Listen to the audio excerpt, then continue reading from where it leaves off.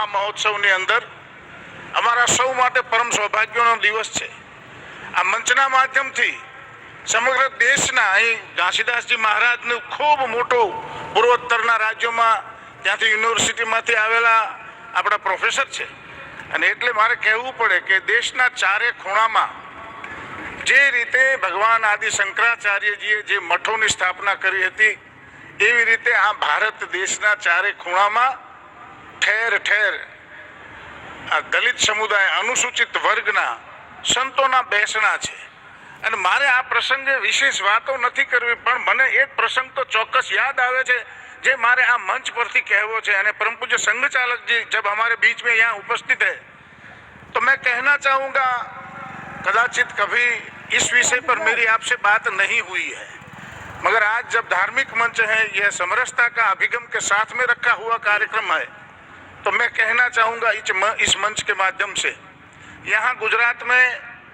पाटण जिले में 1000 साल पहले वीर मेघमाया नाम का व्यक्ति हुआ जिसने सहस्त्रलिंग सरोवर पर जल चढ़ाने के लिए, उसमें जल लाने के लिए नरमेघ यज्ञ में अपना सर दिया था और उसके बदले उस समय उसने राजा के पास से मांगा था, कुछ मांगा था, कहा था कि हम गांव में नहीं रह सकते, 2 गांवों की सरहद के बीच में रहते हैं, तो हमें नगर में प्रवेश दो।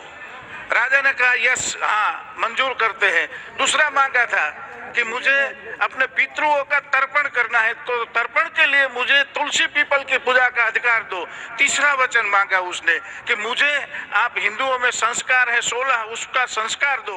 तब जाकर के चर्चा हुई, उसके बाद में 16 में से आधे 8 संस्कार दलित को मिले। गुजरात की बात कर रहा हूँ सर मैं, वहाँ यह मिला। फिर कहा कि मुझे गुजरात के दलितों, गुजरात के मेरे समुदाय के लिए मुझे ब्राह्मण दो। 8 संस्कार कौन देगा मुझे? तो उस समय ब्राह्मण आए, एससी में, गुजरात के एससी समुदाय में अलग से ब्राह्मण है। तीसरा मांगा मुझे गुरु दो, तो वहां पद्मनाभ स्वामी थे पाटन में, उनके बड़े लड़के को दिया जिसमें से मैं खुद हूँ, वो हम दलित उस समय बने। ये चर्चा इसलिए मैं आपके समक्ष रखता हूँ कि आज के समय में सांप्रत स्थिति में समग्र भारतवर्ष में इस विषय को लेकर के अब हमें जाना चाहिए।